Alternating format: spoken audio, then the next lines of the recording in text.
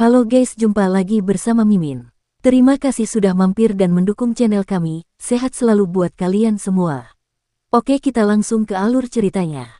Dulu, Jagal bahkan lebih menyedihkan daripada Kinmu saat ini. Dulu, pinggang Jagal terpotong dua, hanya menyisakan tubuh bagian atasnya. Kinmu sekarang memiliki pinggang, tetapi pahanya belum tumbuh sepenuhnya. Dia telah menggunakan ki vital kekacauan primordial untuk merekonstruksi tubuh jasmaninya, tetapi ki vitalnya telah habis, jadi dia tidak mempunyai cara untuk memulihkan tubuh jasmaninya. Sekarang hanya ada dua jalan. Jalan pertama adalah berkultivasi dengan jujur dan meningkatkan kultivasi Anda. Seiring dengan peningkatan kultivasi Anda, tubuh jasmani Anda akan perlahan-lahan tumbuh. Kinmu berdiri di pintu dan mengangkat tangannya untuk menggaruk kepalanya. Jalan lainnya adalah mencari ki kekacauan dan belajar dari Lan Yutian bagaimana mengubah ki kekacauan menjadi ki primordial. Ada urat mineral kekacauan di istana leluhur. Meskipun tidak ada batu dewa kekacauan atau batu mentah, ki kekacauan sudah cukup bagi saya untuk diserap dan disempurnakan. Jalan yang pertama lebih stabil dan bergantung pada kultivasi diri sendiri selangkah demi selangkah. Namun, tidak pasti kapan akan tumbuh kembali. Yang terakhir lebih cepat, tetapi jembatan transfer energi spiritual ke istana leluhur telah hancur total. Bahkan jika Yang Mulia Yue mengirimnya ke istana leluhur, itu masih akan memakan waktu 1 hingga 2 bulan. Selain biaya pembelajaran, mungkin dibutuhkan waktu 4 hingga 5 tahun untuk mempelajari cara mengubah energi kacau menjadi Yuan Ki kekacauan primordial. Pertemuan ini dapat dikatakan sebagai berkah tersembunyi. Dia telah sepenuhnya menguasai Yuan Ki kekacauan primordial. Menggunakan Yuan Ki kekacauan primordial untuk merekonstruksi tubuh dan roh primordialnya, kekuatan tubuhnya saja sudah pasti melampaui kekuatan awal absolut Dewa Kuno. Tidaklah berlebihan jika ia menyebut tubuhnya sebagai tubuh nomor 1 di dunia. Tentu saja, itu hanya belum lengkap. Jika roh primordialnya dikultivasikan ke tingkat yang sama seperti sebelumnya, maka roh primordialnya juga akan menjadi roh primordial nomor 1 di dunia. Ki vitalnya juga akan mencapai level ki ungu kekacauan primordial yang selama ini diimpikannya. Manfaatnya akan sangat besar hingga bisa dikatakan belum pernah terjadi sebelumnya. Jika ia pulih ke kondisi puncaknya, bahkan praktisi Dao biasa tidak akan mampu menembus tubuh jasmani dan roh primordialnya, yang akan membuatnya mengalami cedera Dao. Namun, Kinmu benar-benar khawatir tentang kapan ia akan dapat pulih ke kondisi puncaknya. Dia menunduk dan tak kuasa menahan rasa tercengang. Tidak ada satu dunia pun di seluruh langit dan 10.000 dunia, juga tidak ada bintang dan galaksi. Yang ada hanyalah kehampaan. Tempat ini bagaikan ruang hitam dan kosong murni di alam semesta, tanpa materi apapun. Kinmu telah lama membuat peta bintang kosmos besar dan menandai geografi alam semesta dengan jelas. Para ahli aljabar perdamaian abadi bahkan telah menghitung jumlah total materi di alam semesta ini. Baginya, alam semesta tidak lagi memiliki banyak rahasia untuk dibicarakan. Bila melihat alam semesta dari perspektif makro, materi pada dasarnya terdistribusi secara merata. Ini adalah hasil dari aturan. Karena pengaruh dari 36 ruang hampa, ruang angkasa terus-menerus meregang. Materi bergerak menjauh satu sama lain, dari galaksi dan planet ke setiap partikel. Namun, di alam semesta di bawah sana, ada ruang besar yang benar-benar gelap.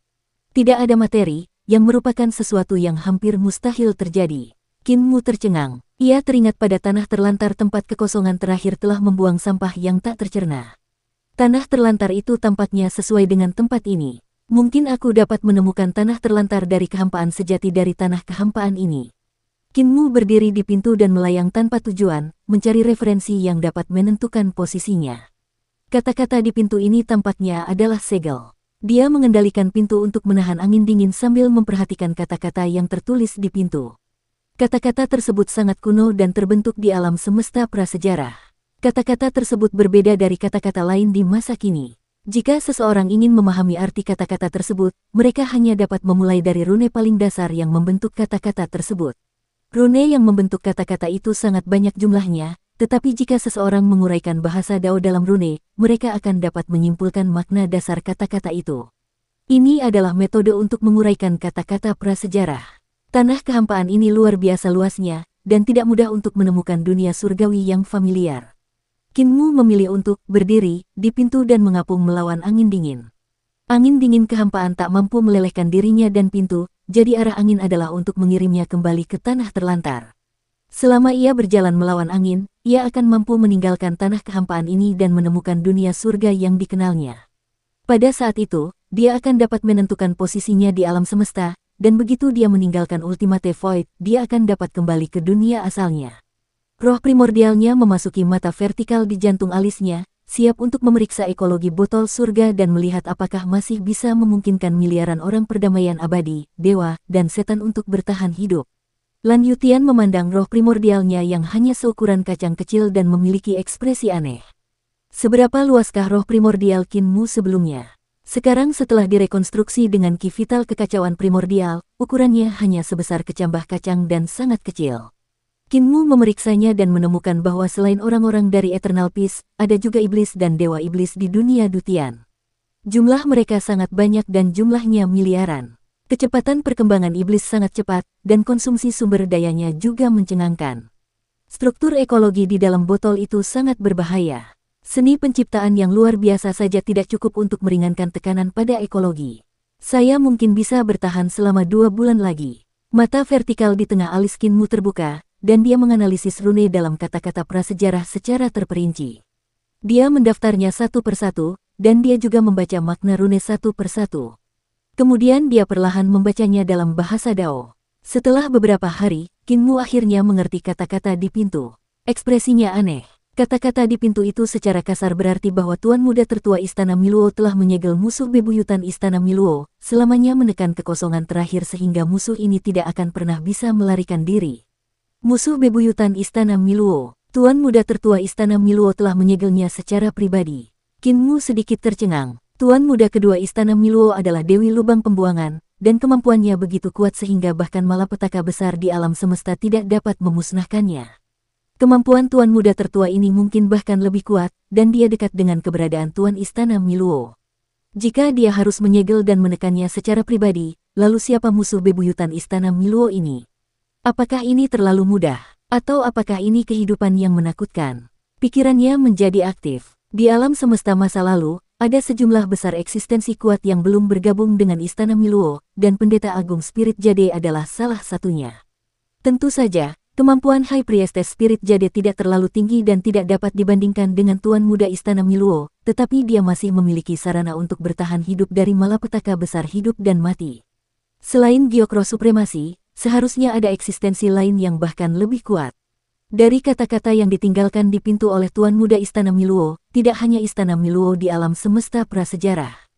Ada juga kekuatan besar lain yang tidak kalah dengan Istana Miluo. Keberadaan yang telah disegel oleh Tuan Muda itu mungkin terlalu mudah, atau mungkin saja itu adalah praktisi kuat prasejarah lain dari kekuatan itu. Kinmu mengerutkan kening dan mengamati pintu itu. Pintu itu sangat keras dan tidak bisa dihancurkan. Itu adalah harta karun terkuat yang pernah dilihat Kinmu dan bahkan lebih baik dari pedang malapetaka miliknya.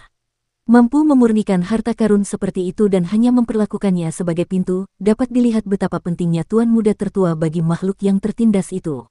Keberadaan yang telah berkembang ke tingkat Taiyi pada dasarnya tidak mungkin dibunuh dan dilenyapkan. Ia hanya dapat ditekan. Saya tidak pernah menemukan tempat yang cocok dengan peta geografis Great Cheng di alam semesta ini. Mungkin Great Cheng benar-benar ditekan di ruang kotor ini dan diperlakukan sebagai sampah oleh kekosongan pamungkas. Kinmu menunduk dan melihat langit berbintang. Pintu itu telah meninggalkan alam kehampaan tanpa dia sadari, dan langit pertama memasuki pandangannya. Dari pohon dao perubahan besar yang selalu muncul di langit di atas pohon dunia istana leluhur, perubahan besar memang masih hidup. Pohon daunnya akan muncul setiap malam dan meneteskan embun dao sehingga kita dapat memperbaiki gunung hitam besar, ini berarti dia masih dapat mengendalikan pohon daunnya. Kinmu berbalik dan menatap tanah kehampaan dengan ragu-ragu. Tentu saja, yang ditekan di sana mungkin tidak banyak berubah, tetapi bisa juga beberapa iblis yang sangat kuat. Iblis yang tidak bisa dibunuh oleh Istana Miluo. Dia mengerutkan kening. Terlepas dari apakah Taiyi ditekan di sana atau tidak, dia harus kembali ke tanah terlantar di kehampaan terakhir untuk mencari tahu rahasia di sana. Hanya saja aku belum bisa melakukannya. Aku harus kembali ke kedamaian abadi secepatnya dan membebaskan orang-orang dari perdamaian abadi dari istana leluhur. Dia menenangkan diri dan tatapannya tertuju pada langit di dekatnya. Itu adalah langit asal bintang di perbatasan langit utara. Terlepas dari apakah itu dunia asal atau istana leluhur, mereka sangat jauh, tetapi mereka sangat dekat dengan langit kutub utara. Namun, yang mengejutkan Kinmu adalah ternyata ada jembatan peralihan energi roh di surga ini. Cahaya jembatan pergeseran bersama membentuk corong dan terhubung ke surga yang tidak diketahui.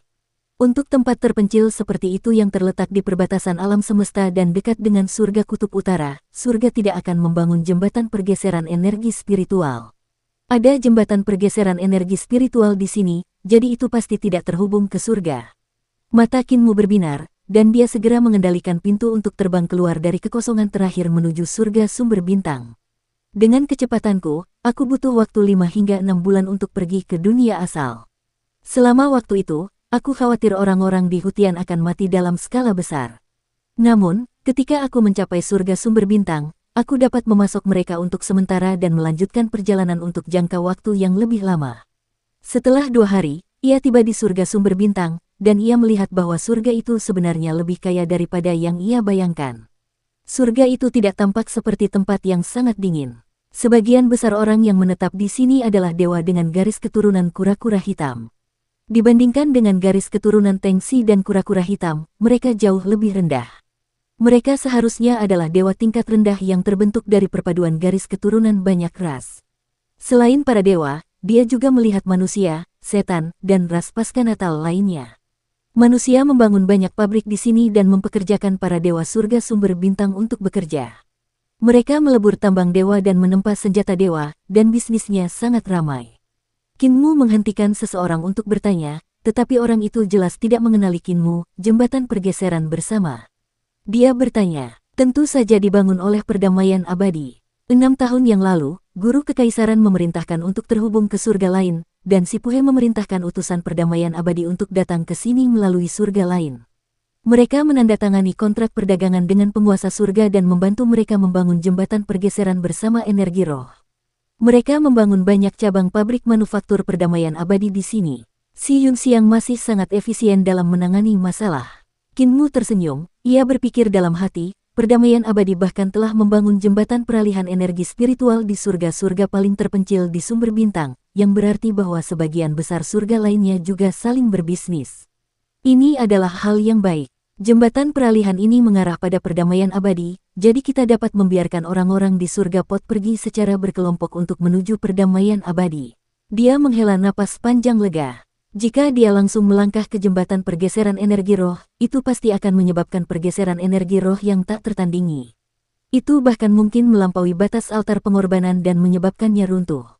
Namun, jika dia menggunakan 1 atau 2 bulan untuk pergi ke kedamaian abadi secara berkelompok, maka tidak perlu khawatir.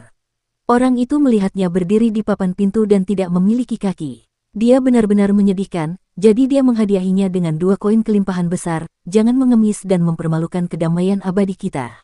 Ambil sedikit uang ini dan pergilah ke jembatan pergeseran energi roh untuk membeli tiket menuju kedamaian abadi. Kembalilah ke kedamaian abadi sesegera mungkin, katanya. Dia menggelengkan kepalanya dan pergi. Kinmu mengangkat alisnya dan tidak tahu apakah harus tertawa atau menangis. Dia mengambil 2 koin kelimpahan besar dan mengundang Raja Iblis Dutian dan Lan Yutian keluar. Jembatan pergeseran energi roh mengarah pada kedamaian abadi untuk mengumpulkan uang. Jika ini bukan hasil kerja si Yunxiang, itu pasti hasil kerja Hu Ling Er. Untuk membawa semua orang ke sana, sepertinya aku harus menghabiskan banyak uang. Raja Iblis Dutian berkata dengan heran, kamu masih perlu mengumpulkan uang untuk membangun jembatan menuju kedamaian abadi. Peraturan tidak dapat diubah. Kinmu tersipu dan berkata, saya tidak punya uang sepeser pun. Lan Yutian bingung dan berkata, saudaraku, Anda adalah mantan guru kekaisaran. Justru karena aku mantan guru besar kekaisaran, aku tidak punya uang. Uangku diurus oleh Ling Er. Sejak aku menikah, Ling Er mengabaikanku dan memberikan uang itu kepada istriku. Kinmu menghela napas, lagi pula, aku tidak pernah membawa uang, jadi membawa kalian semua ke Eternal Peace adalah jumlah yang sangat besar. Hanya pedagang yang memberiku 2 koin kelimpahan besar untuk membeli tiket ke Eternal Peace. Aku akan kembali ke Eternal Peace terlebih dahulu dan meminta Nona Si Yunxiang untuk membawa uangnya. Kalian tunggu di sini selama beberapa hari. Dutian dan Lan Yutian hanya bisa tinggal di sini sementara Kinmu berdiri di papan pintu dan melayang menuju jembatan pergeseran energi roh. Dia menyerahkan 2 koin kelimpahan besar kepada para dewa dan iblis dari surga asal bintang yang menjaganya. Dewa dan iblis meliriknya dan mengembalikan kepadanya koin kelimpahan yang besar. Kinmu bingung dan dewa serta iblis berkata, Penguasa telah menetapkan setengah harga untuk yang tua, yang lemah, yang sakit, dan yang cacat. Kalian bisa mendapatkannya dengan setengah harga.